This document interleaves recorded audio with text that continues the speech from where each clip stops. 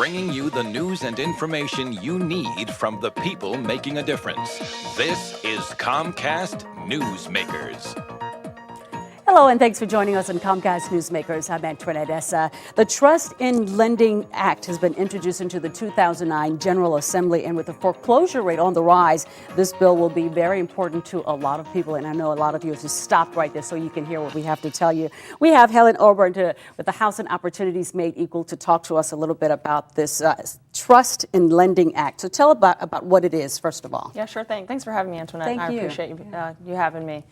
So certainly the foreclosure crisis that's sweeping Virginia affects us all. Yeah. And it is on the rise, significantly increased from last year. And that affects not just people that are losing their homes, but their neighbors who are suffering declines in their property values, counties who are experiencing a decreased local tax base and having to adjust services accordingly. So the foreclosure crisis is certainly important in Virginia. If you look at the loans that were made that are foreclosing now, they're mostly in the subprime market. Okay. And if you take a closer look at those subprime loans, you see that mortgage brokers in particular, rather than mortgage lenders or bankers, were really responsible for a lot of those bad subprime loans that are now leading to foreclosure. And that's where the Trust in Lending Act was introduced into the 2009 General Assembly.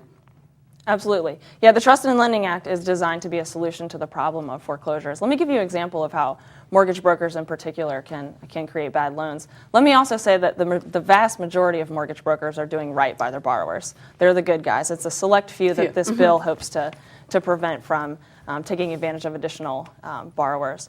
So we heard from one woman last week who was happy with her mortgage. She was doing well. She had payments she could afford.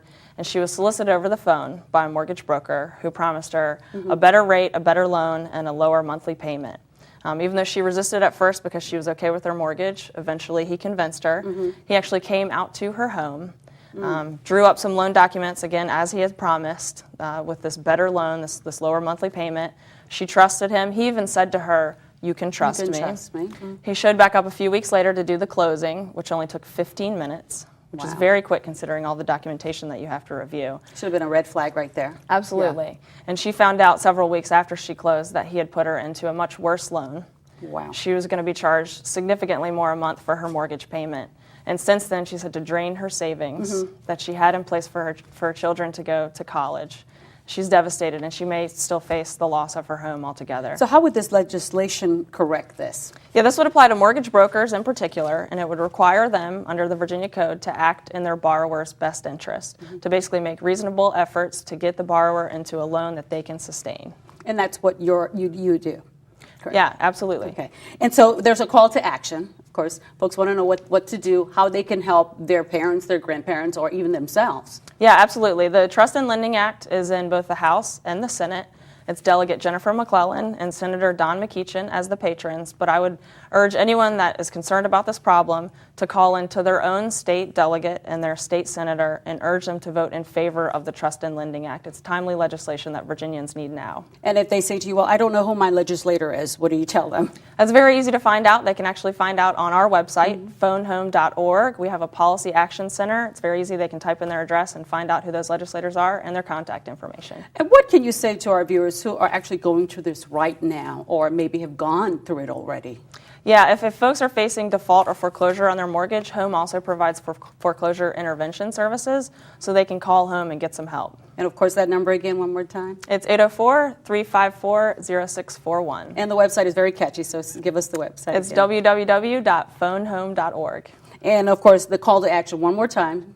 Please, folks that are concerned about this and they want to see this bill pass in the General Assembly, take the time, take 5 minutes to call your state senator and your state delegate and tell them it's important to you for them to pass this timely legislation. And keep calling if you don't get an answer. Absolutely. Okay. Keep on them. They work for you. Okay.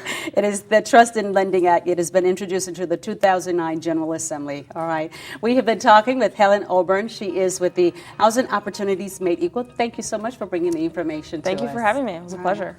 And of course, if you need more information, just go to On Demand and click Get Local. Thanks for joining us on Comcast NewsMakers. I'm Antoinette Essa.